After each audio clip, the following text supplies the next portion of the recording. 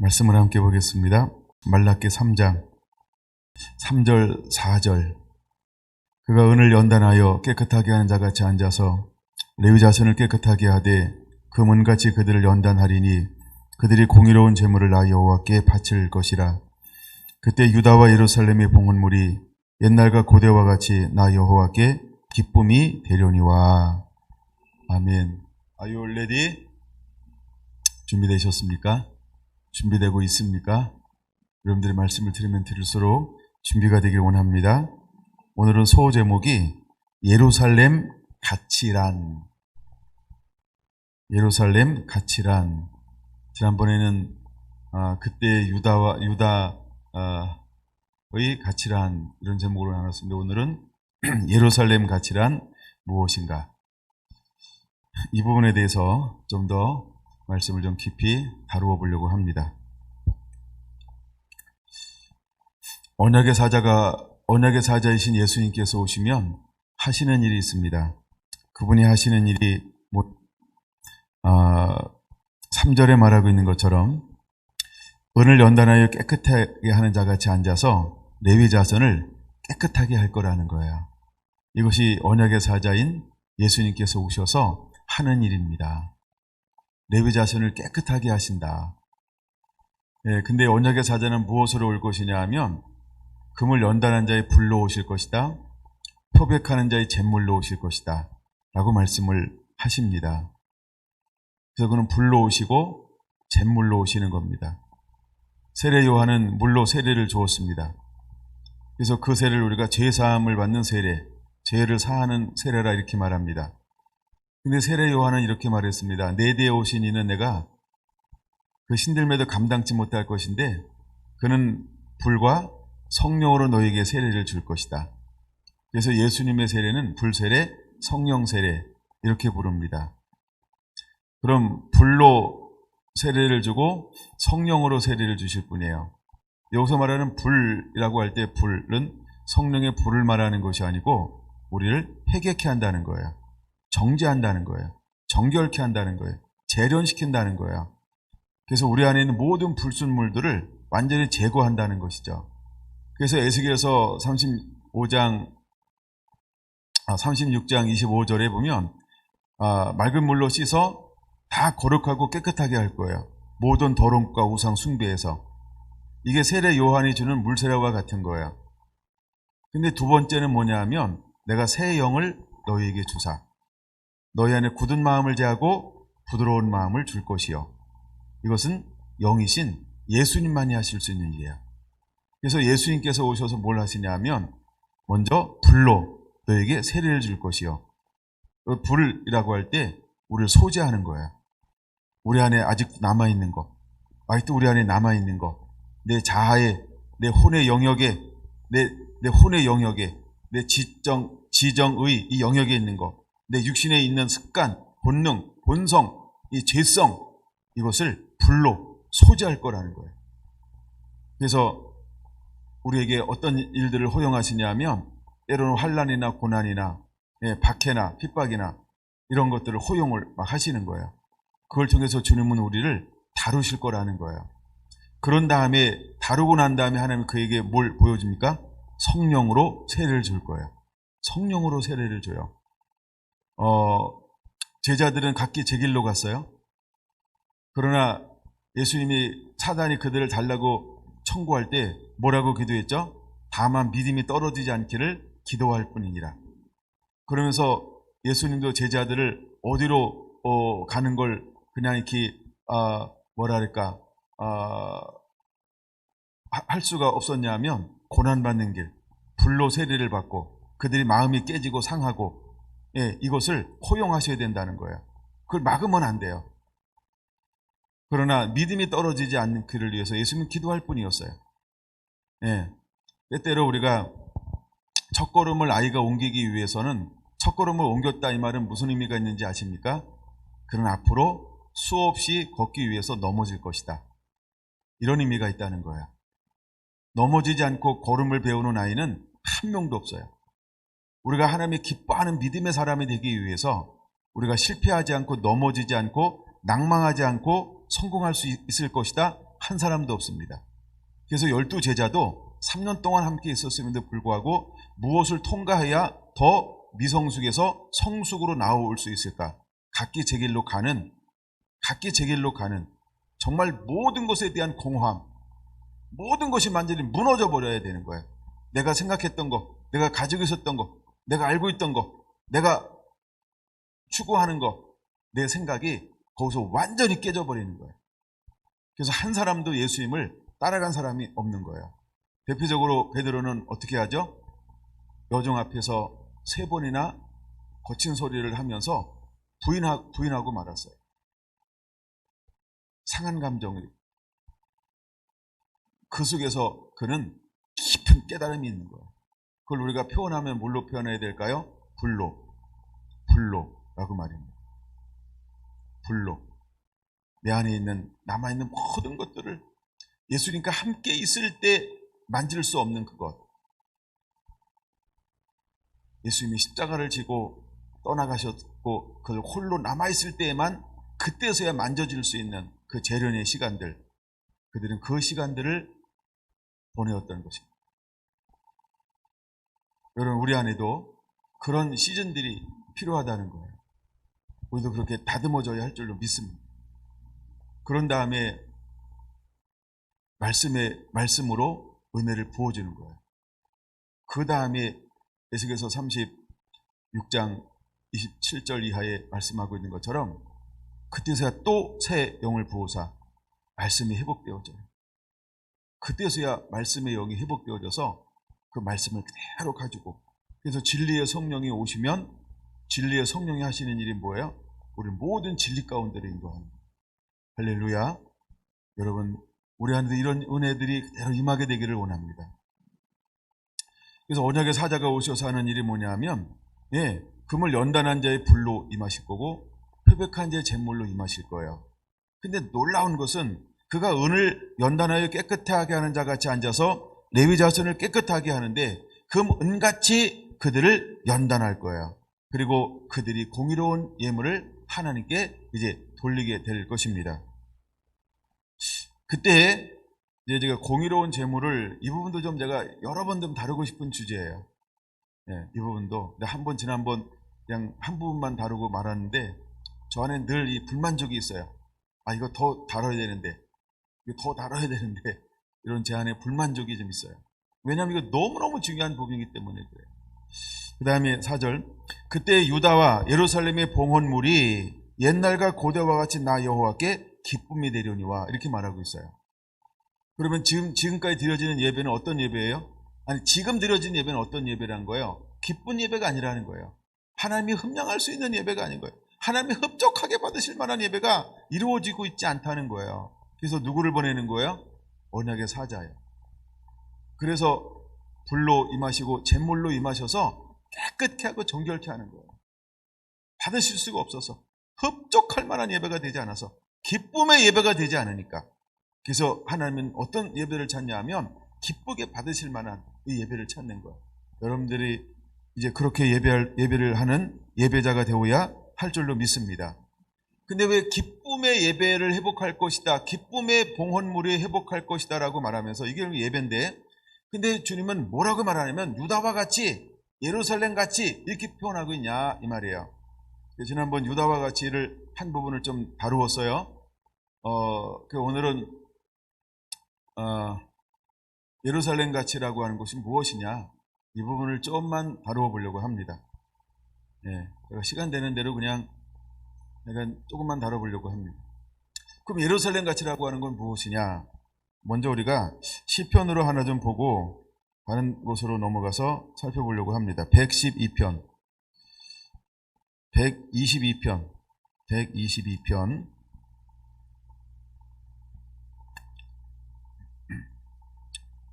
이 122편은 예루살렘을 찬양하며 그 가운데 거하는 자들에게 항상 형통함이 있기를 간구하는 기도입니다. 122편 한번 5절까지 먼저 같이 한번 읽어볼까요? 사람이 내게 말하기를 여호와의 집에 올라가자 할 때에 내가 기뻐하였도다. 예루살렘아, 우리 발이 내 성문 안에 섰도다. 예루살렘아, 너는 잘 짜여진 성읍과 같이 건설되었도다. 지파들 곧 여호와의 지파들이 여호와의 이름에 감사하려고 이스라엘의 전례대로 그리로 올라가는도다. 거기에 심판의 보호자를 두었으니 곧 다윗의 집의 보호자로다. 네, 이것이 예루살렘을 설명하고 있는 내용이기도 합니다. 여러분, 다윗은 예루살렘을 조밀조밀한 성읍, 즉 잘 짜여진 성읍이라고 노래하고 있습니다. 다윗이 통치하는 예루살렘을 상상해 보시기 바랍니다. 그곳은 하나님의 집이 있고 백성들의 예배에 하나님의 색하나의 불꽃으로 임재해 주시는 하나님의 영광, 하나님의 임재가 생생하게 살아있는 곳이었다라고 하는 것입니다. 그렇게 공평과 정의가 있는 곳, 백성들은 누구나 하나님을 예배하러 나와서 언제든지 하나님께 제사 드릴 수 있게 되었습니다. 그곳에서 드려지는 화목제물은 때로는 나그네와 고와 가부를 누구든지 접대하고도 나누기에 충분한 것들이 되었다라고 하는 것입니다. 날마다 축제가 벌어졌을 것이고 기쁨이 넘쳐나는 곳이 되었을 것입니다. 그 이유는 하나님의 임재가 있었기 때문입니다. 이것은 새하늘과 새 땅에서 완성될 모습에 대한 그림자와 같이 솔로몬의 성전에서, 그 예루살렘 성전에서 하나님의 나라가 그대로 이루어지고 있었다는 것이죠. 오늘날 새하늘과 새 땅의 그림자가 되어야 할 교회의 모습이 그러해야 할 것인데, 여러분, 오늘날은 어떤가? 오늘날은 어떤가? 교회 안에 하나님 앞에서 회개하고 자복하는 제사가 드려지고 오직 하나님만 예배하는 예배와 그 예배를 받으시는 하나님의 임재가 일어나야 하는데, 여러분, 우리는 하나님의 임재를 하면 사람들이 이상하게 거부감을 가지고 있습니다. 그러면서 임재가 없으면 또 사람들은 말로는 성령님 오시옵소서 그러고 임재를 사모합니다 그러고 성령님의 인도함 받고 있습니다 이렇게 기도합니다. 근데 실제로 성령이 임재하면 성령이 임재하는 그 예배를 우리는 이렇게 하고 있습니다. 이게 한국교회 현실이에요. 여러분, 많은 교회 들어가서 목사님들이 설교하는 거, 또 많은 사람이 기도하는 거 들어보세요. 대부분의 교회가 성령님 이야기하고 성령님 사모합니다. 임재를 사모합니다. 영광을 사모합니다. 근데 또 다른 면을 보세요. 그들이 뭐라고 설교하고 뭐라고 가르치고 뭐라고 이야기하는가. 실제 하나님의 임재가 있고 성령이 있고 역사가 일어나면 사람들이 손가락질합니다. 마치 성령을 구하는 자기가 옳은 것처럼 성령 안에 있는 사람들을 향하여서 비난하고 정죄하고 그들을 다르게 생각하는 게 한국교회입니다. 왜 그럴까요? 교회가 병들은 거예요. 종교의 영, 이게 노력입니다. 제가 너무 아이러니한 거예요, 이런 게. 저는 생각보다 단순합니다. 기면 기고 하나를 주장하든지, 네? 그냥 가끔 헷갈립니다. 어떤 사람 말씀 듣다 보면 참 좋은데 어떤 부분에 가면 탁 부닥쳐요. 뭐에 부닥칠까요? 이런 부분에서 굉장히 벽들이 많아요. 실제로 그래요. 여러분들도 그런 거 느끼나요?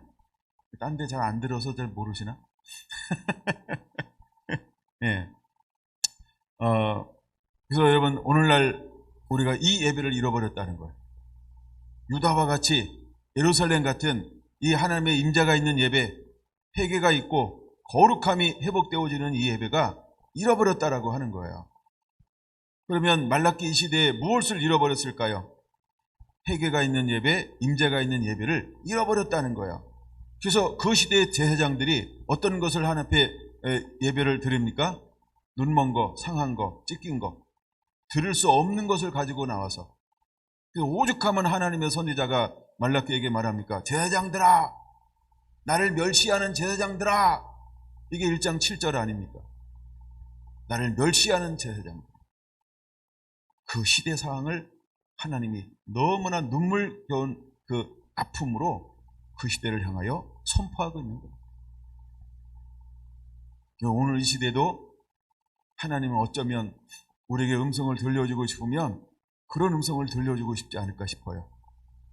나를 멸시하는 목사들아, 나를 멸시하는 성도들아, 나를 멸시하는 성도들아, 나를 멸시하는 목사들아, 하나님 이렇게 지금 말씀하지 않을까요? 하나님 똑같이 말씀하실 거예요. 여러분, 거의 400년, 500년이 지나고 난 이후에 세례 요한이 일어났어요. 그가 뭐라고 외쳤습니까? 나를 멸시하는 이스라엘 백성들아. 이 정도가 아니었죠? 독사의 자식들. 독사의 새끼야. 이렇게 하는 거예요. 그게 예수님이 동일하게 말씀하지 않았습니까? 그렇죠? 독사의 새끼들. 그게 예수님의 선포였어요. 그 시대를 향하여서. 오늘 이 시대는 어떨까요? 오늘 이 시대는 어떨까요? 여러분, 유다와 같이 예루살렘 같이라고 하는 이 말이 어떤 의미가 있는지를 우리가 깨달아야 돼요. 여러분, 이제 우리는 정말 주님이 원하시는 그 예배가 회복되어져서 주님이 찾는 자로 준비함이 일어나야 할 줄로 믿습니다. 그거 되지 아니하면 하나님이 쓰실 수가 없어요. 주님이 찾는 사람은 레위 자손같이 깨끗하게 된 그 사람을 원하시는 거예요. 여러분, 언약의 사자는 레위 자손을 깨끗하게 할 거지만 다시 오실 신랑은 깨끗하게 하러 오는 게 아닙니다. 깨끗한 자를 맞이하러 오실 것입니다. 그래서 우리는 뭐예요? 레디, 준비하고 있어야 됩니다. 준비되어져야 합니다. 믿습니까? 여러분, 준비되어지게 되기를 축원합니다. 축원합니다. 축원합니다. 준비되어져 있어야 할 줄로 믿습니다. 이제 우리 안에 회개가 일어나야 합니다. 그리고 하나님의 임재가 있어야 합니다. 하나님의 영광의 임재가 있어야 합니다.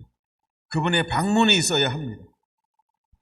하나님의 모세의 성막에 하나님의 영광이 임하였던 것처럼, 솔로몬이 봉헌할 때 하나님의 임재로 가득했던 것처럼, 초대교회 성령의 임재가 운행했던 것처럼 오늘 우리의 예배도 하나님의 임재가 있는 예배가 되어야 합니다. 할렐루야. 여러분, 우리 안에 그것이 회복되어져야 합니다. 우리가 다른 곳으로 몸부림치는 거 아니에요. 때로는 구제보다, 때로는 선교보다 무엇에 더 우선해야 될까요? 하나님의 얼굴을 구하는 것. 하나님의 얼굴을 구하는 게 뭘까요? 임재입니다. 그분의 영광입니다. 그분의 함께함입니다. 그게 우선이 되어야 할 줄로 믿습니다. 아멘. 여러분, 우리가 주여 주여 하면서 뭐 선하고 착하고 뭐 많은 것들을 했다고 주님이 인정하실까요? 아닙니다. 그렇죠? 우리가 믿음에 바르게 서는 것, 말씀에 바르게 서는 것. 할렐루야. 여러분, 우리 안에 그분을 향하여 바르게 되는 회복, 이것은 회개를 통해서만 이루어질 수 있다는 거예요. 이런 회복이 일어나야 할 줄로 믿습니다. 아멘. 6절에서 9절 같이 한번 읽어볼까요? 시편 122편입니다. 예루살렘을 위하여 평안을 구하라. 예루살렘을 사랑하는 자는 형통하리로다. 내 성 안에는 평안이 있고 내 공중에는 형통함이 있을지어다. 내가 내 형제와 친구를 위하여 이제 말하니 내 가운데 평안이 있을지어다. 여호와 우리 하나님의 집을 위하여 내가 너를 위하여 복을 구하리로다. 할렐루야. 아멘. 보세요. 이제 하나님의 임재가 있고 예배가 회복되어졌습니다. 이제 그러고 난 다음에 무엇을 선포하나요? 예루살렘을 위하여 평안을 구하라. 예루살렘을 사랑하는 자는 형통하리로다.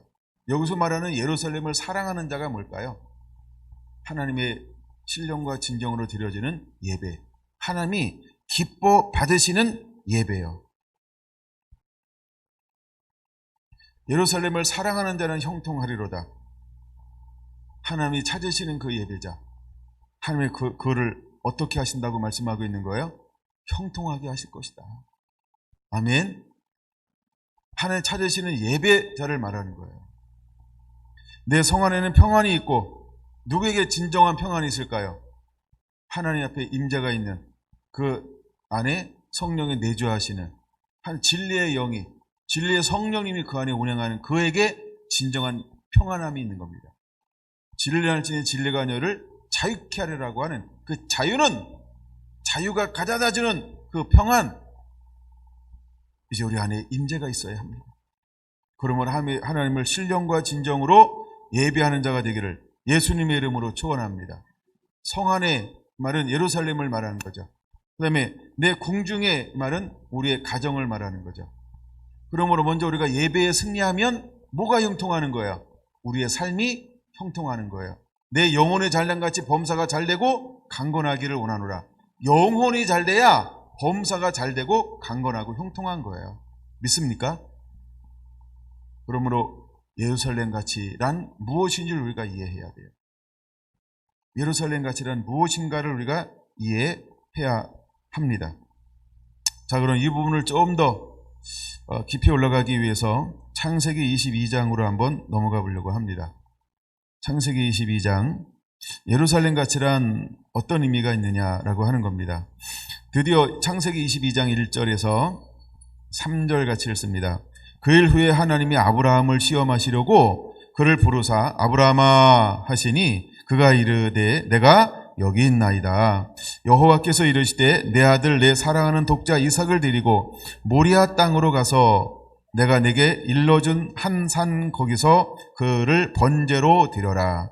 아브라함이 아침에 일찍이 일어나 나귀의 안장을 지우고 두 종과 그 아들 이삭을 데리고 번제에 쓸 나무를 쪼개어 가지고 떠나 아버지 하나님이 자기에게 일러주신 곳으로 가더니. 아멘.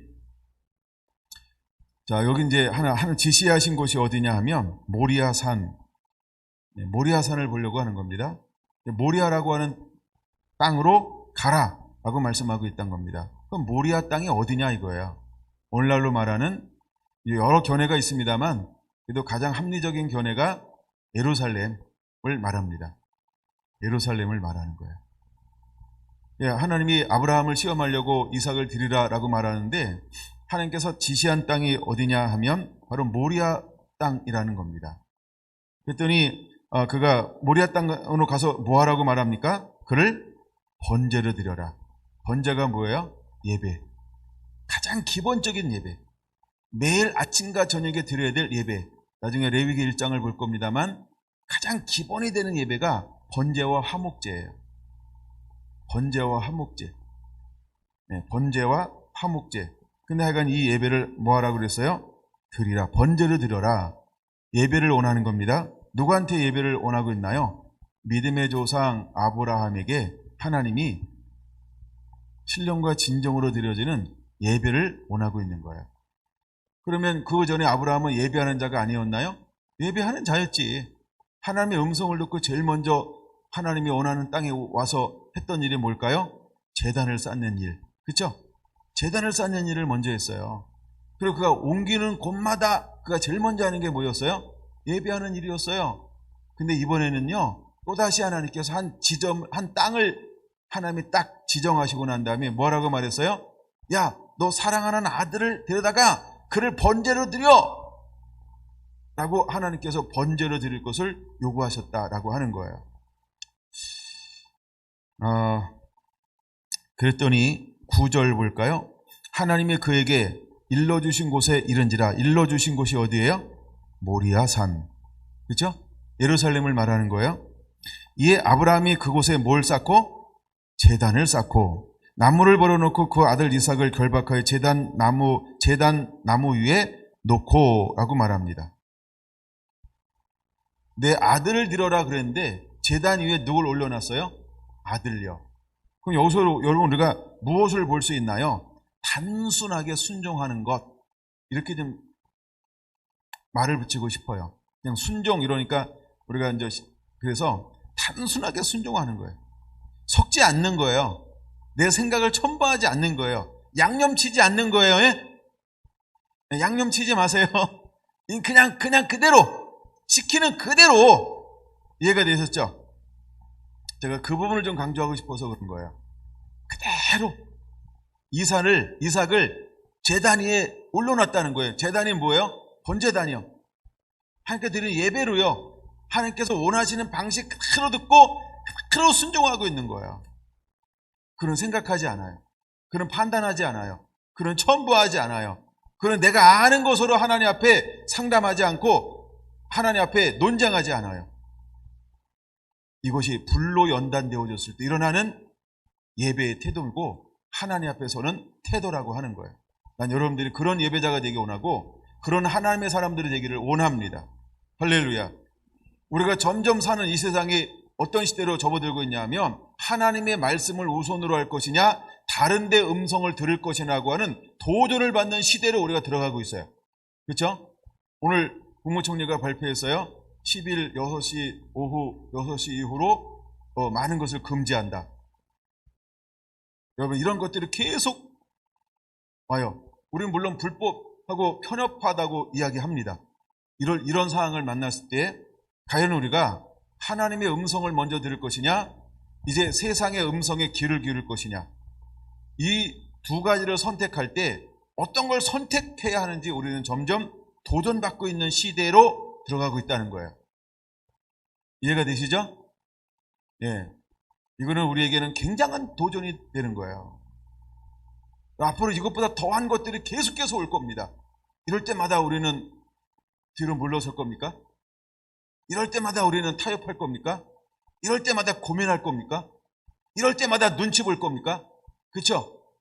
깊이 생각해 봐야 되는 겁니다. 그렇죠? 이건 깊이 생각해 봐야 되는 겁니다. 우리는 이미 도전받고 있는 시대에 들어가고 있는 거예요.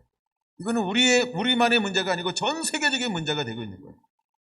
전 세계, 여러분, 우리만 이런 걸로 고민할까요? 그렇죠? 정도의 차이는 있지만 사실은 전 세계 교회가 이 앞에 직면하고 있는 거예요. 그래도 우리나라는 사망이 적잖아요. 코로나로 인해서. 다른 나라 보세요. 어마어마하게 죽어갑니다. 하루에 수만 명이 죽어가고 있어요. 코로나 때. 근데도 우리는 이렇게 잠잠하게 있는 거예요. 내가 안 죽었잖아요. 내 옆 사람 안 죽었잖아요.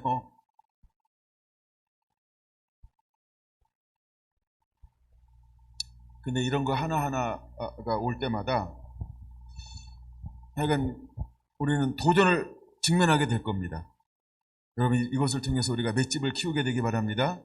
그리고 이런 것들 하나하나 올 때 우리가 어떤 결단을 해야 되는지 우리가 무엇에 도전을 받고 있는 것인지에 대해서 이제는 스스로 신앙 안에서 자기를 점검하게 되기를 원합니다.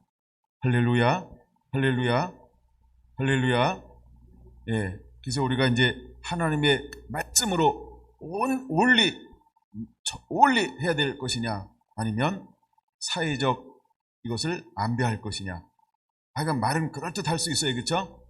여러분 이때 우리가 어떤 걸 선택해야 되는지 주님 앞에 머무르시게 되기 바랍니다. 그리고 우리가 결단하고 판단하고 행동해야 될 때가 된다고 한다면 여러분은 행동해야 할 것입니다. 어쨌든 우리는 점점 이것으로 가고 있는 거예요. 예화 하나가 생각나는데요. 개구리를 뜨거운 물에 집어넣으면 얘는 튀어나가요. 근데 그냥 온도 맞춰놓은 거기다 집어넣고 불을 떼기 시작하면 안 튀어나가죠. 우리가 그럴 수 있다는 거예요. 우리를 막 못살게 굴고 막 핍박하고 노골적으로 핍박하고 막 이러면 우리가 스스로 저항할지 몰라요. 근데 지금처럼 서서히 쪼여오잖아요. 이미 다 묶일 대로 묶이고 상할 대로 사귀고 살이 떨어져 나가서 뼈가 녹는데도 모를 수 있어요. 깨어 있어야 합니다. 깨어 있어야 합니다. 우리가 이 핑계 저 핑계 이 이유 저 이유 이래서 계속 자기도 모르게 합리화와 이 타협을 자꾸 하려고 하는 동시에 개구리는 살이 잊고 있다는 걸 알아야 돼요. 저들은 뱀 같은 지혜를 가지고 우리에게 접근할 겁니다. 우리는 이런 상황을 만나면 어떻게 대항해야 할까요? 복음 들고 나가는 12제자에게 주님께서 하신 말씀이에요. 너는 뱀처럼 지혜로워라, 비둘기처럼 순결하라 라고 말입니다. 믿습니까? 우리가 분별이 일어나야 돼요. 이 시대는 우리가 점점 그런 게 도전받는 시대로 가고 있어요. 점점 우리의 시대는요, 진짜와 가짜가 구분되어지는 시대로 가고 있다는 걸 깨달아야 됩니다. 아니람 그것 가지고는 설 수 없어요. 이쯤이면 됐지. 이번에는 요것만 넘어간다. 2월 달부터 시작돼서 한국이죠. 2월 중순, 3월, 4월, 5월, 6월, 7월 6개월 지났어요. 교회는 계속해서 공격받고 있어요. 서서히 풀었다 놨다 풀었다 놨다 풀었다 놨다 풀었다 놨다. 예? 차별금지법이요. 이미 15년 전부터 풀었다 놨다 풀었다 놨다 풀었다 놨다 풀었다 놨다 풀었다 놨다. 걔네들은 한 번도 그걸 포기한 적이 없어요. 조직적, 전략적, 체계적으로 하고 있기 때문에. 여러분, 그때마다 우리가 피켓 들었어요. 그때마다 우리가 청와대에 들어가서 반대 눌렀어요. 근데 걔네들 포기 안 씁니다. 이게 사단이 하는 일이에요. 우리가 지쳐서 피켓 안 들잖아요. 우리가 지쳐서 이거 안 하잖아요. 합법화 되는 거예요. 차별금지법이. 예? 캐나다라든가 이런 데가 이미 15년, 20년 됐어요. 최소 15년 이상 됐는데 화장실에 남녀가 같이 들어가는 거예요. 목욕탕에 남녀 같이 들어가는 거예요. 그럼 목욕탕 가겠어요? 화장실 가겠어요? 이미 그들은 10년이 지나고 난 다음에 불편함을 호소하기 시작을 했습니다. 처음에 몰랐어. 이게 무슨 법인지, 이게 어떻게 사회가 바뀔 것인지 그들은 몰랐습니다. 근데 10년이 지났어요. 15년이 되는 거예요. 얼마나 많은 부작용들이 그 사회 속에서 일어나고 있는지 몰라요. 이거 누가 책임질 거예요? 이거 누가 책임질 거예요? 아무도 책임 안 집니다. 그 시대에 결정했던 캐나다는 총리겠죠. 그 주무장관, 그 국회의원들 아무도 책임 안 집니다. 그럼 누가 책임질까요? 그 책임 져가지고 재산 몰수할 수 있을까요? 뭐 사용을 내릴 수 있을까요? 그렇죠? 우리가 깨어있지 않으면 서서 이게 사단의 전략들이에요. 사단의 전략이에요. 솔로몬이 하루아침에 무너지는 거 아니에요. 솔로몬이 하루아침에 무너지는 거 아닙니다. 사울왕이 하루아침에 무너지는 거 아니에요. 사울왕이요 20년 걸렸어요. 무너지는데. 그리고 20년 동안 무너지고 나서도 20년 동안 그 자리에 앉아있다니까요.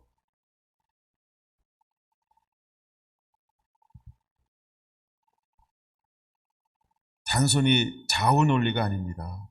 그러면 보수가 정권 잡으면 이런 거 안 할까요? 아이, 보수도 똑같이 했어요. 그 모릅니까 진짜? 여기 살고 있다고? 그렇죠? 이거는 보수, 진보 그거하고 상관이 좀 있기는 해. 그러나 그 나물이에요. 그럼 거기에 이번에 국회의원 중에 100명 이상이 기독교인들이래요. 네? 우리가 알고 있는 그 교회 장로님이 그 조창기도의 부회장이 됐어요. 삼선 의원 됐고. 그러면 기독교인의 3분의 1인데 그들이 하나님의 나라 가치관으로 국회의원 역할을 감당할까요? 우리는 한 번도 그것을 이겨낸 적이 없어요. 그들에게 소망했다고요? 에이, 지금 앉아있는 분도 교회 다닌다고 얘기하잖아요. 네. 그런 것까지 안 되는 거예요. 예. 그렇죠? 예. 서울을 둘러싸고 있는 그 도리사도 교회 다닌다 그러잖아요. 근데 그것 가지고 안 되잖아요. 그렇죠? 예. 나이롱입니다.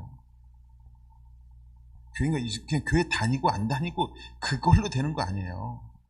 그걸로 되는 거 아니에요. 네. 그래서 하나님 앞에 기쁨이 되는 이 제사는, 예배는 그냥 나오는 게 아니에요. 그래서 언약의 사자가 오면 불로, 잿물로 씻어서 금을, 은을 연단하는 같이 앉아서 깨끗하게, 그래서 그 가정들이 필요한 거예요. 여러분, 다시 오실 주님 그 앞에 어떤 사람이 설 수 있을까? 이미 우리는 살고 있어야 합니다. 살고 있어야 합니다. 할렐루야. 근데 그 살고 있는 거, 이건 나중에 이제 한참 지나서 결론에서 나오는 건데, 이 3장 저 뒷부분에 나가서 이게 뭐냐 하면, 결론을 말한다면 이런 거예요. 이제는 자원함으로 그것에 올라가는 자가 돼야 돼요. 마치 아가서 4장 6절처럼 자원함으로 그곳에 올라가라고 내 안에 기쁨이 일어나지 않으면 감당 못합니다. 그러니까 원인이 어떻게 하는 거예요? 바깥에서 자꾸 이렇게 해가지고 나가려고 해. 그러면 능력이 100이 들어와도 내가 나가는 건요 0.1 나갈까? 한 번 나갈까 말까? 그 정도로 약합니다.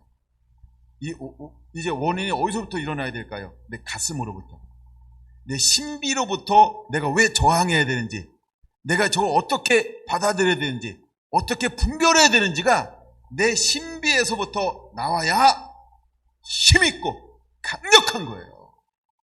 근데 누가 이런데 그래? 어머나 그래요?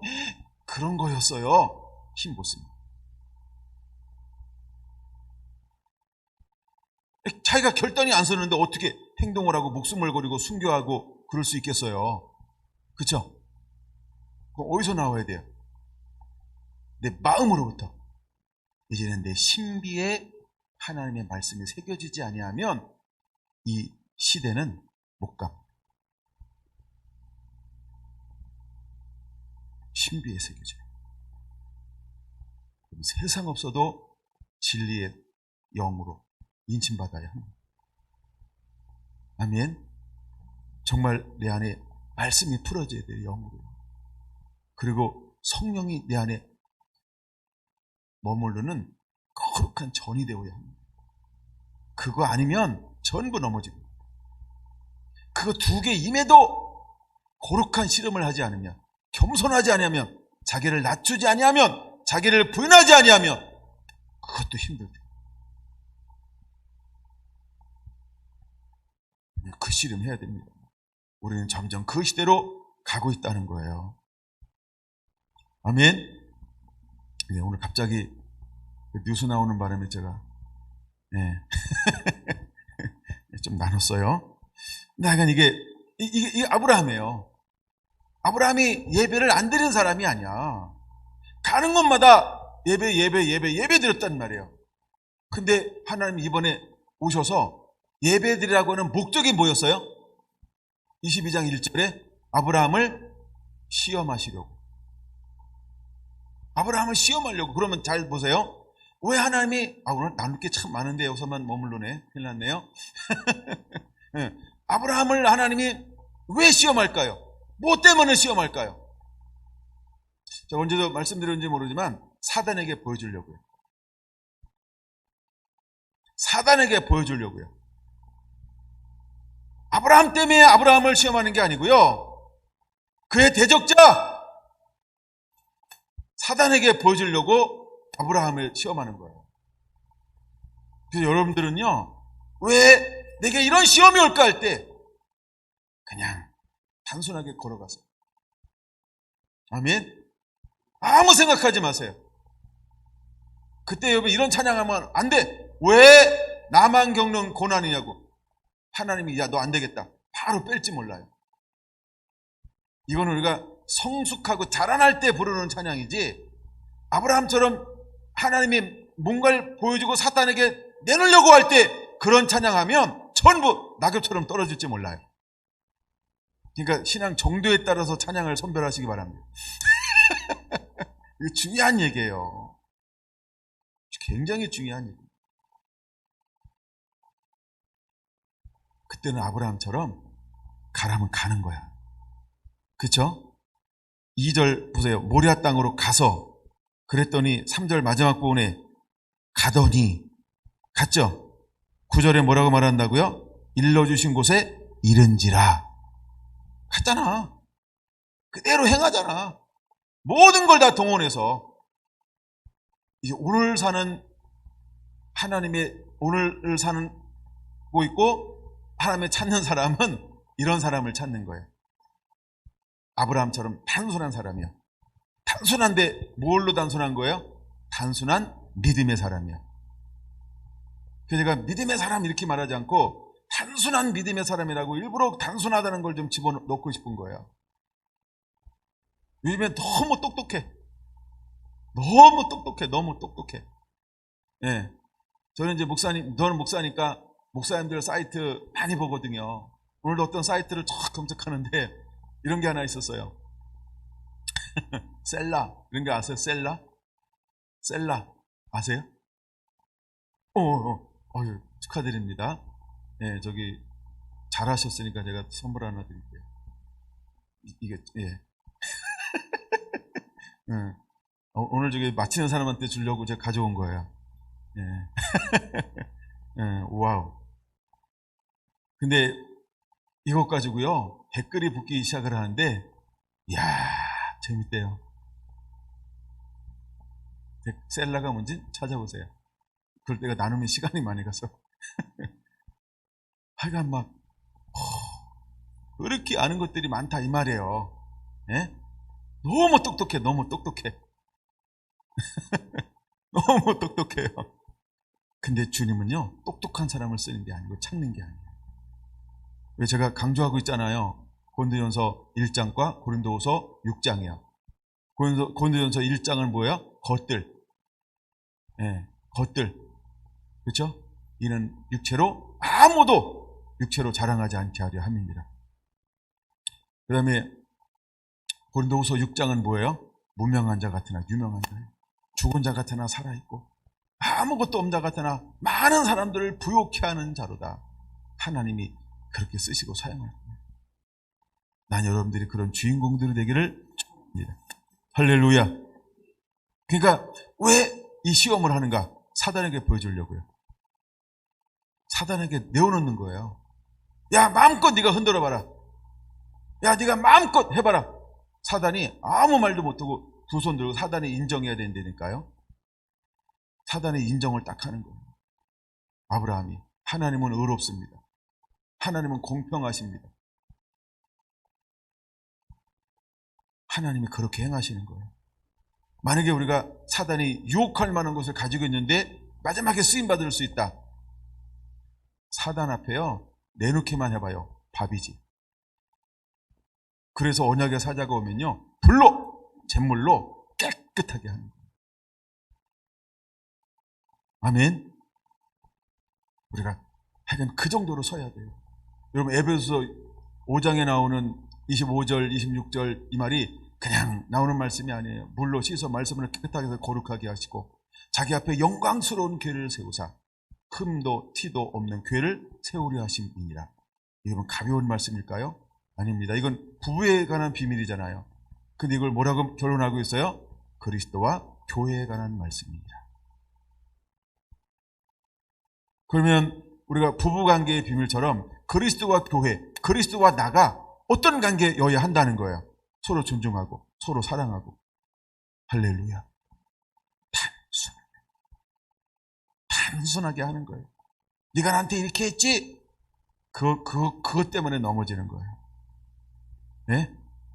그것 때문에 넘어져요. 단순해야 됩니다. 단순해.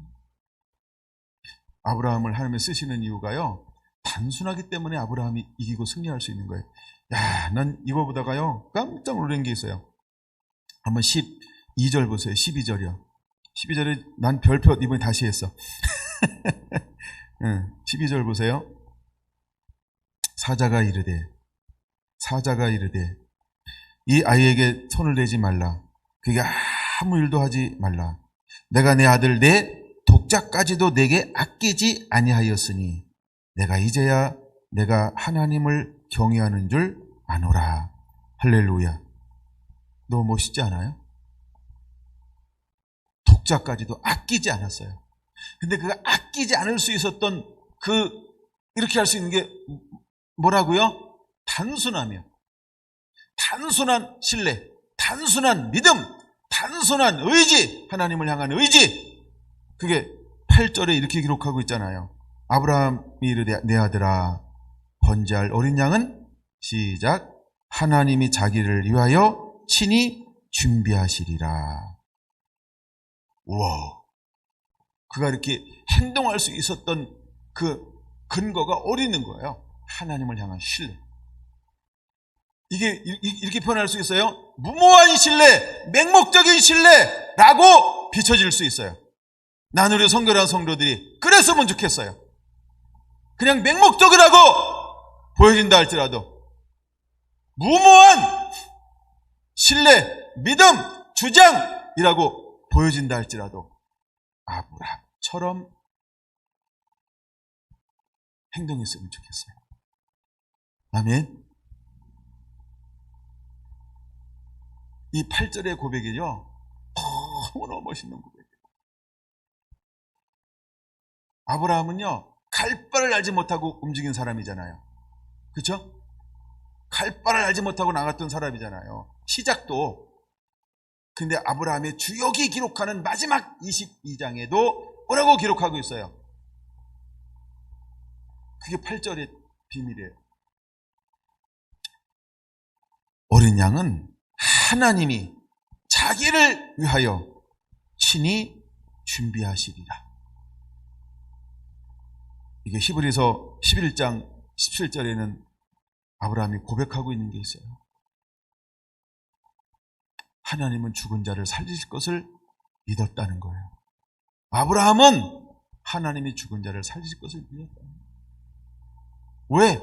하나님이 이 독자 이삭을 통하여 하나님이 하늘의 별처럼 바닷가의 모래알처럼 하나님이 하실 거라고 했으니까 여기에 어떤 의미가 있는지 아세요? 아브라함은 생각하지 않았다.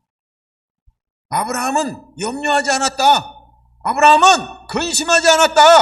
아브라함은 계산하지 않았다. 하나님이 요구할 때 우리 어떻게 해야 될까요? 생각하지 마세요. 계산하지 마세요. 염려하지 마세요. 전에 이랬는데 이렇게 해도 되나? 멈칫거리지 마세요. 머뭇거리지 마세요. 머뭇거리는 게 뭘 보여주는 걸까요? 생각하고 있다. 염려한다는 거예요. 근심한다는 거예요. 이렇게 해도 되나? 이게 도덕적일까? 이게 윤리적일까? 이게 사회적일까? 야, 이거 그런 거 생각하지 말라는 거예요. 눈치 보지 마세요. 이게 뭐 법률적으로 괜찮은 걸까? 이게 도덕적으로 괜찮은 걸까? 이게 상황 윤리로 괜찮은 걸까? 야, 이거 이래도 되는 거 아니야? 이거 너무 앞서가는 거 아니야? 라고 생각하지 말라는 거예요. 왜 하나님이 아브라함을 쓰는지를 깨달아야 돼요.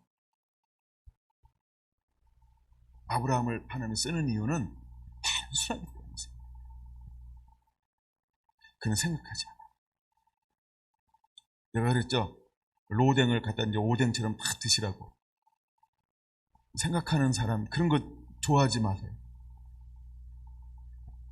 우리가 신앙에 성숙할수록 생각하면 사단이 밥 됩니다. 생각할수록 크게 웃어주세요. 생각할수록 밥 될 수 있어요. 사단은요 생각을 통해서 우리를 공격하기 때문에 그래요. 자꾸 생각을 집어넣어버려요. 보는 걸로 듣는 것으로 자꾸 다른 것들을 막 섞어버려요. 쫙쫙 뿌립니다. 사단이요. 우리가 보는 것, 듣는 것, 그래서 우리가 지적이고 싶은 것, 그래서 지식에 속는 거예요. 합리성에 속는 거예요.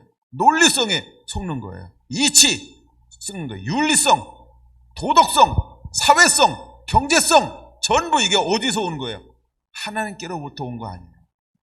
섞인 논리로 여러분 사단은 우리를 넘어뜨려요. 여러분 단순하시기 바랍니다. 아멘. 그거 위에는 우리가 승리할 수가 없어요. 오늘 이거 하나밖에 못할 것 같네. 이거 오늘 엄청 예루살렘의 문제를 한 번에 쫙 풀어주려고 했는데 은혜되는 대로 가죠 뭐. 할렐루야. 예. 그랬더니 12절 마지막 부분요. 내가 이제야 내가 하나님을 경외하는 줄 아노라. 그러면 전에는 경외 안 했어요? 경외했죠. 근데 왜 이런 표현을 할까요? 왜 하나님이 이런 표현을 해줄까요? 왜 이제야 내가 나를 경외한 줄. 그럼 전에는 아브라함이 경외 안 했어요? 경외했지? 그렇죠? 무슨 표현이에요? 드디어 아브라함은요 어떤 유혹에도 흔들리지 않는 하나님의 사람이 되었다는 거예요. 그걸 뭘로 보여줘요? 믿음의 열매로. 이제 주님은 우리에게 그걸 보이라고 말할 겁니다. 겟세마네에 올라가서 예수님께서 제자들에게 뭐라고 말씀하시는가? 여러분 생각나시나요? 시험에 들지 않게 깨어 1시 동안 기도할 수 없더냐? 1시 동안 기도하는 게 목적이 아니고 1시 동안 기도하는 이유가 뭐예요? 시험에 들지 않게. 그럼 시험은 누가 해요? 사단. 그럼 기도해야 될 이유가 뭐예요? 사단 이기려고 하면 너 기도해야 돼. 그렇죠? 그럼 이제야 내가 나를 경외한 줄 내가 알았노라. 이 말이 뭐예요? 넌 이제는 어떤 사단의 공격에도 넘어지지 않겠구나. 이제야라는 단어가 그런 의미예요. 이제야라는 단어.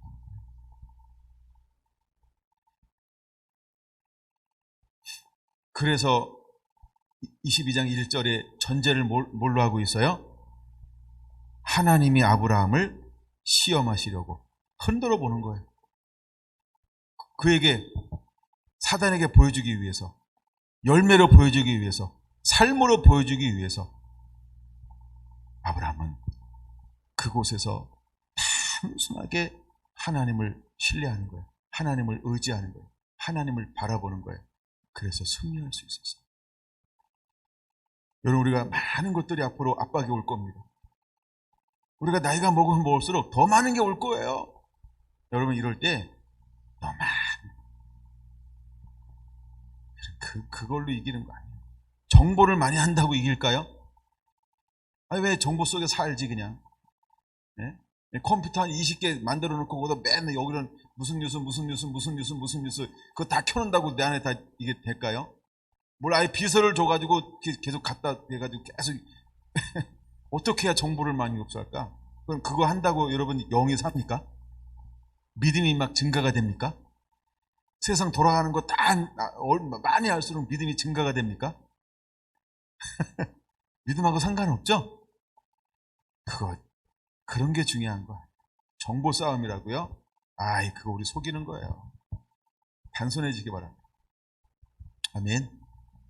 단순하세요. 하나님이 필요하면요, 다니엘서 1장처럼 하나님이 지혜 주실 거예요.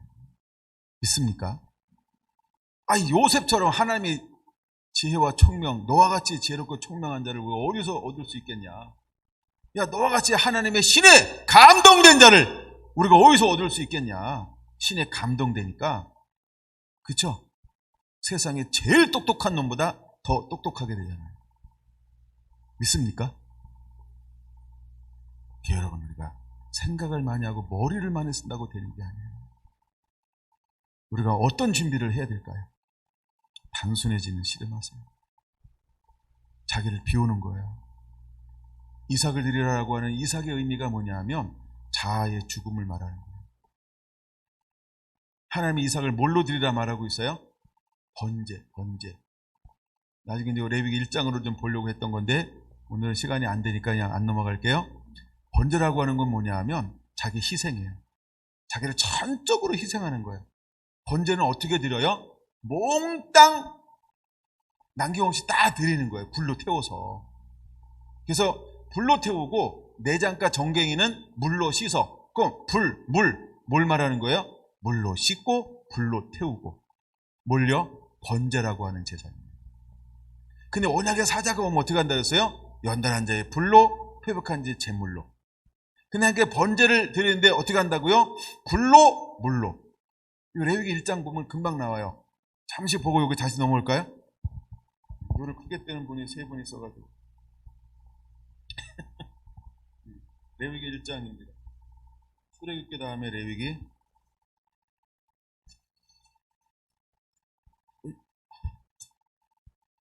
찾으셨죠? 찾으셨나요? 네. 그러면 불이 어디 나오냐? 불이 어디서 나와요? 7절. 예. 제장 아론 자손들은 제단 위에 불을 붙이고 불 위에 나무를 올려놓고 제단 위에 불 위에 있는 나무에 벌려 놓을 것이며 물은 어디 나와요? 9절. 그 내장과 정강이를 물로 씻을 것이요. 예. 이렇게 해서 불로 살라서 하나님께 드려지는 거예요.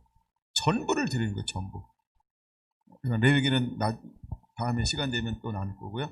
또 다른 것도 감동이 오면 이게 또 나누지 못한 말씀이 될 수 있어요. 네. 근데 제가 요즘에 욕심을 안 버리고 하나하나 이렇게 한 파트 나가려고 노력을 하고 있지만 계속해서 말씀의 은혜를 보여주시면 사장되어지는 것도 많아가지고 그래서 하나님이 그렇게 하시는 거예요. 다시 창세기 22장으로 와서 좀 더 보고 더 보겠습니다. 8절에 아브라함이 어떤 단순함을 가졌어요? 어떤 믿음을 가졌어요? 하나님을 어떻게 신뢰했어요? 그가 뭐라고 고백하고 있어요? 번제 예물은 하나님이 자신을 위하여 준비하실 것이다. 하나님 이거 들었을까 안 들었을까? 이야, 그쵸? 하나님이 보시는 거야. 하나님은 정말 이삭을 원한 걸까요? 아니요. 뭘 보기 원하는 거예요? 마음이요. 끝까지 그 마음이 갈라지지 않는가? 나누어지지 않는가? 그 마음에 다른 걸 품지 않는가? 마음에 뭔가 다른 게 섞이지는 않는가? 0.01%라도 염려, 근심, 걱정, 두려움, 무서움, 떨림 이게 섞이지 않는 거예요. 하나님이 그거를 보는 거예요. 왜? 흠과 점만 있어도 안 되니까. 누구한테? 사단에게. 근데 하나님은 그가 내를 치려하는 동시에 아브라함아 아브라함아 부르시며 이제야 내가 너를 경외한 줄을 보았다 라고 말씀하시면서 13절 뭐라고 말씀하시나요? 아브라함이 눈을 들어 살펴본 적 한 순양이 뒤에 있는데 왜 암양이 아니고 순양일까요? 모든 번제의 예물은 숫것이어야 한다는 거예요. 숫것. 그래서 순양이 풀에 걸려 있는 거예요. 그래서 그 순양을 가려다가 뭘 했어요? 13절 마지막 부분에 번제로 드렸더라. 번제라고 하는 게 중요한 거예요. 오늘 나누려고 하는 게 이제 모리아산, 그다음에 번제 이런 단어를 중심으로 나누려고 했다가 갑자기 오늘 발표된 것 때문에 나누다가 이렇게 됐어요. 내가 괜찮죠? 예. 그 다음에 보세요. 14절. 그때 아브라함에게 하나님이 뭘 새롭게 보여주냐 하면 하나님의 이름이요. 하나님이 어떤 분인지를 이 사건을 통해서, 이 헌신을 통해서, 이 순종을 통하여서 아브라함은 하나님을 더 알아가게 되었죠. 어떤 하나님이라고 하는 거? 여호와 이레의 하나님. 그럼 여러분 잘 보세요. 우리에게 압박이 온다. 우리에게 핍박이 온다. 우리에게 고난이 온다. 우리 하나님 어떤 하나님이에요? 여호와 이레 주님 내 길 예비하시니 여호와 이레 믿습니까? 믿습니까? 그러면 갈 수 있는 거예요. 누가 뭐라 해도 갈 수 있는 거예요. 나의 하나님이 여호와 이레다. 미리 예비하신 하나님, 내 길을 예비하시고 날 갈 바를 인도하신 하나님, 죽음이 있든 형통이 있든 죽음이 있든 박해가 있든 핍박이 있든 영화가 있든 형통이 있든 내 길을 인도하실 것이다. 결과를 보지 않고 갈 수 있는 거예요. 그럼 순교가 있고 축복이 있다 그러면 순교는 저주고 축복은 축복입니까? 아닙니다. 순교도 축복, 그 다음에 축복도 축복. 믿습니까? 이게 여호와 이레의 하나님입니다. 아멘. 이제 앞으로 우리가 가야 할 길은 그 길을 걸어가는 거야. Are you ready? 그게 준비가 돼요. 아멘. 그 준비가 우리 안에 일어나야 할 줄로 믿습니다. 그 준비. 제가 오늘 말씀을 준비하는데 약간 이런 게 마음에 쏙 스친 거예요. 네. 이게 여호와 이레구나. 이게 여호와 이레구나. 근데 하나님은 오늘 우리에게는 어떤 하나님으로 우리를 만나주기 원하냐 하면 아브라함에게만 여호와 이레로 만나는 게 아니고 이 시대를 살아가는 마지막 때 하나님의 사람들에게도 하나님은 무엇으로 하나님이 자기를 드러내기를 원할까요? 나는 여호와 이레니라. 여호와 이레로 자기를 드러내기를 원하실 거라는 거예요. 할렐루야. 그래서 여호와 이레는 뭐예요? 여호와의 산에서 준비되리라. 네. 마운틴 템플, 예배의 산, 모리아 산, 예루살렘, 예배의 산이라는 거예요. 그래서 하나님이 준비하실 거라는 거예요. 그러면 여러분, 우리는 산으로 올라가야 됩니다. 하나님이 머무시는 그 임자가 있는 곳, 그분이 부르시는 그곳으로 올라가는 자가 되어야 돼요. 두려워하지 않게 되길 예수님의 이름으로 축원합니다. 그러고 난 다음에 이제 요걸로 끝날 거니까 그냥 이사야 22장을 좀 더 나눌게요. 그러고 난 다음에 드디어 아브라함에게 뭐가 풀어지나요? 16, 17, 18절은 너무너무 중요한 겁니다. 우리가 이거 준비가 되어져야 할 줄로 믿습니다. 우리 안에 이 은혜가 임하게 되기를 축원합니다. 우리가 이런 믿음의 용사가 되기를 축원합니다. 우리가 이 은혜를 소유한 자가 되기를 축원합니다. 그래서 가는 것들마다 이 능력, 이 권세, 이걸 풀어놓게 되기를 축원합니다. 16절 볼까요? 그러면 이르시되 여호와께서 이르시되 내가 나를 가리켜 맹세하노니 내가 이같이 행하여 내 아들 내 독자도 아끼지 아니하였은즉, 이 아끼지라고 하는 말을 좀 나눌 때 제가 드리고 싶은 게 뭐냐면, 우리가 이제 절기를 드렸어요, 그렇죠? 절기 드렸잖아요, 그렇죠? 어젠가 약간 주일날 맥주절을 지냈어요. 뭐 이게 뭐 말이 많아요. 예. 그러나 하여간 우리가 믿음으로 절기를 지켰단 말이에요. 근데 주님이 원하는 절기는 어떻게 절기냐 하면, 내가 복을 주신 대로 내 힘을 헤아려 자원하는 예물을 드리라 라고 말씀을 드렸어요. 근데 아브라함은 하나님께 무엇을 드렸어요? 야, 내 독자, 내 사랑하는 그 아들 독자 너 드려. 근데 아브라함에게 이삭이 아니고 사실 이삭은 누구의 소망이에요? 하나님의 소망이에요. 유일한 소망. 둘도 없어, 셋도 없어.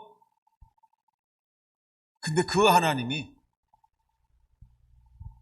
그걸 드리라라고 말할 때 아브라함은요 어떻게 했다고요? 아끼지 않았다. 이 말이 무슨 말인지 아십니까? 아끼지 않았다. 아브라함 자기 생각이 1%도 없었다는 거예요.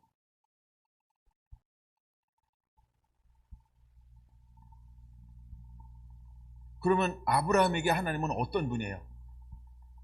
100% 내 삶의 주인은 당신, 하나님이십니다. 이게 아브라함이었다는 거예요.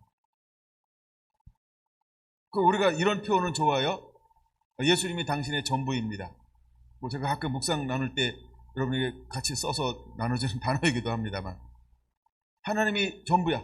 예수님이 내 삶의 전부입니다. 전부입니까? 여러분 아브라함입니까? 여러분 전부입니까? 근데 아브라함은 전부였다는 거예요. 아끼지 아니하였은지라는 이 단어가 그런 단어라. 그러니까 우선순위에 모든 걸 버리고 주를 쫓아 싸우니, 이 고백을, 마태복음 19장의 이 고백을 제자들이 하고 있단 말이에요. 부자 청년은 근시에만 들어갔지만 제자들이 뭐라 합니까? 우리는 모든 걸 버리고 주를 쫓아 싸우니 할 때 아끼지 아니하였은즉, 똑같은 단어가 돼요. 여러분에게는 그게 전부여야 한다는 거예요. 그래야 마지막 때 준비가 됩니다. 만약에 우리 안에 우선순위에 마음이 나누어지는 것이 있잖아요. 남편이 나누어진다. 오래 살면 아닐 수 있는데 이번 수련회 끝나고 되길 바랍니다. 그 다음에 자녀 있어요. 그 다음에 그 손주. 이번에 왔다 갔더니 눈에 더 많이 보이더라고. 얼마나 보고 싶은지. 막 아버지? 뭐 이러는데요. 막 까무러 치는 거야. 하여간 너무 예뻐요, 정말. 하여간 그런 게 있어요.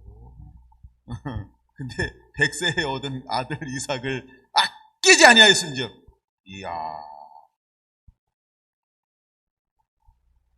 그래서 우리가 더 사랑하는 것이 없어야 돼. 하나님은 우리에게 뭘 보기 원하냐면 그거 보여줘야 돼요. 하나님과 다른 걸 맞바꾸지 마세요. 제가 지난번에 말씀드렸잖아요. 가증스러운 일을 할 때, 말라기 2장에서 나눌 때 가증한 게 뭐라 했어요? 우상숭배. 하나님을 더 사랑하는 거. 거짓, 가증한 일, 이게 뭐냐면 하나님을 더 사랑하는 거. 근데 아브라함에게는 아끼지 않았은즉 할 때 그 아끼지 않았다 이 말은 뭐냐면 하나님과 아브라함 사이에 아무것도 틈을 만드는 게 없었다. 그냥 틈을 만드는 게 없으니까 딱 달라붙겠죠. 우리의 신앙과 믿음이 그 믿음이어야 할 줄로 믿습니다. 그 믿음이 될 때에 아가서에 말한 것처럼 어떠한 것도 아버지의 사랑에서 끊을 수 없느니라. 틈이 있어야지. 마귀는 계시록 14장에 뭘 찾는 존재라 했어요? 틈. 12장에 틈을 찾는 존재. 틈을 찾는 존재. 근데 아브라함이 아끼지 않았은즉 틈이 없어. 하나님과 아브라함 사이에. 그러니까 마귀가 시집고 들어올래도 들어올 데가 없는 거야. 요셉을 여인이 유혹을 했는데 뭐예요? 내가 어찌 하나님 앞에 득죄하오리까? 사단이 들어올 수가 없어요. 그러니까 뭘 세워요? 누명. 다니엘서 6장 모든 걸 다 털었어요. 근데 그를 걸 수 있는 게 뭐였어요? 하나님을 섬기는 것 이거. 그렇죠? 악법을 만든 거죠. 근데 하나님 어떻게 했어요? 그의 의로움을 드러내버리잖아요. 그리고 그는 사자굴에서 건지시고 그를 고소한 사람이 떨어지자마자 태올라와서 잡아먹어요. 의로움을 드러내시는 하나님. 여러분 그런 거엔 여러분이요 걸려도 괜찮아. 네? 그런 건 걸리는 거예요. 그게 아낌없이 아끼지 않았은적이라는 의미라는 거예요. 그 우리의 오늘 신앙과 믿음은 어떤 신앙이고 믿음이어야 할까요? 그 믿음, 그 신앙. 아멘. 난 여러분들이 그랬으면 좋겠어요. 우리 성결한 성도들이 그랬으면 좋겠어요. 있는 곳에서 할렐루야. 꼭 그렇게 되셔야 될 줄로 믿습니다. 예, 베리사님 오늘 퇴원한 걸 축하드립니다. 예, 퇴원 준비하냐고 박 기집사님 얼마나 수고했을까. 그러니까 축하드립니다. 이제 그 병원을 이제 딴 데로 옮겨간대요. 그래서 이제 지금 있는 장소를 오늘까지만, 이번 주까지 쓰고 내일 또 완전 비워줘야 된대. 그래서 오늘 다 퇴원하라고 그래서 일단 퇴원했습니다. 근데 이제 새로 옮겨가는 병원에 이제 입원 대기하고 있어요. 정식으로 오픈하면. 이제 일주일 될지 2주일 될지 명확하지는 않지만, 그래서 오늘 퇴원했습니다. 여러분들 계속해서 기도해 주시고요. 우리가 그래야 될 줄로 믿습니다. 아끼지 않고. 아멘. 이게 성결한 성도의 삶이어야 합니다. 우리가 이름 없는 시골 아줌마 할머니여도 그렇게 아낌없이 주님만을 사랑하는 할렐루야. 나는 성결한 교회가 그랬으면 좋겠어. 세상에 누가 뭐라 그래도 무식하게 주님만 사랑함으로 걸어갈 수 있는 그런 믿음의 용사이기를 원합니다. 그게 우리 성결한 교회의 비밀 아닌가요? 흩어놓으면 아무것도 아닌데 뭉쳐놓으면 묘한. 우리 윤 집사님이 그러시더라고요. 그래서 어떻게 그걸 보게 됐냐고. 그걸 보는 눈이 보배롭다고. 한 명 한 명 보면 참 거시기한데 우리가 하는 일 보면 또 거시기하대. 그래서 거시기로 끝냈어요. 그게 우리 성결한 교회 내가 비밀이다. 그랬어요. 감사합니다. 근데 집사님도 그렇게 됐습니다. 말이 그렇지 일주일에 2번씩 그 자체가 대단한 거예요. 우리는 권사님하고 나하고는 한 26년 걸렸는데 여기는 2년도 안 걸렸어요. 욕한 건 아니고요. 횟수가 그래. 자, 그래서 하나님이 아브라함에게 이제 어떤 걸 명령하고 있는가? 그거 보고 마칠게요. 나 이거 너무 멋있잖아요. 하여간 아끼지 아니한 의미가 그런 거라는 거예요. 17절. 창세기 22장 17절. 내가 내게 큰 복을 주고 내 씨가 크게 번성하여 하늘의 별과 같고 바닷가의 모래와 같게 하리니, 하나님이 이제 그렇게 하겠다는 거예요. 내가 하는 게 아니라 하나님이 할 거예요. 그럼 내가 순종하고 있으면 하나님이 그렇게 할 거야. 아멘. 때가 되면 하나님께서 많은 열매를 맺을 수 있도록 환경을 주실 거야. 우린 감동에 순종하게만 하면 돼. 믿습니까? 내가 뭘 하려고 발버둥 치고 막 용서도 그런 거 안 해도 돼요. 아멘. 이게 그런 단어예요. 그 다음에 이제 그 다음 게 중요해요. 그런 다음에 그 사람들 통해서 뭐 할 거냐면 내 씨가 그 대적의 성문을 취하리라. 성문이 뭐 하는 데인지 아시죠? 법관, 재판하는 곳, 판단하는 곳, 판결하는 곳. 성문을 취한다. 이건 뭐야? 내가 너에게 그 권세를 준다는 거예요. 믿는 자의 권세라고 말하죠. 믿는 자의 권세가 뭐가 있어요? 믿는 자의 권세가 뭐예요? 거기다가 이제 손 하나 껴놓고, 손에 끼는 거안 껴놓고 말라기로 다시 넘어갑니다. 이제 하나님이 이 사람들을 통해서 하고 싶은 일이 있어요. 그게 뭐냐 하면 17절 보세요. 말라기 3장 17절. 만군의 여호와가 이르노라. 나는 내가 정한 날에 그들을 나의 특별한 소유로 삼을 것이요. 여기서 그들이라고 하는 사람들이 그 사람들이에요. 그 다음에 또 사람이 자기를 섬기는 이들을 아낌같이 내가 그들을 아끼리니. 하나님이 아낀대요. 하나님이 아낀대요. 다시 그 손 하나 껴놓고 다시 이제 창세기 보세요. 야, 내 아들 내 독자도 아끼지 아니하였은지요. 이때는 우리가 하나님 위에 다른 걸 말하는 거예요. 그렇죠? 우리가 하나님을 전부 사랑하면 하나님이 우리를 어떻게 여겨줄까요? 뭐라 그랬죠? 아낌같이. 이해가 되시나요? 와우. 내가 하나님을 위해서 전부를 버리고 희생하고 헌신했더니 그때부터 하나님이요 오히려 나를요 아끼기 시작했어요. 하나님이 나를 아끼기 시작하면 누가 그를 이길 수 있을까요? 아무도 없습니다. 믿습니까? 믿습니까? 믿습니까? 이게 아브라함을 통해서, 아브라함의 순종을 통해서 하나님의 약속이에요. 왜 하나님이 언약의 사자로 올까요? 이거 회복하려고요. 이게 제가 오늘 전하고자 하는 핵심 중에 하나였었어요. 이거 회복하는 거예요, 하나님이요. 이게 예루살렘이라는 단어예요. 예루살렘 같이 라는 단어가 이 의미예요. 이제 하나님께서 이렇게 회복하실 거예요.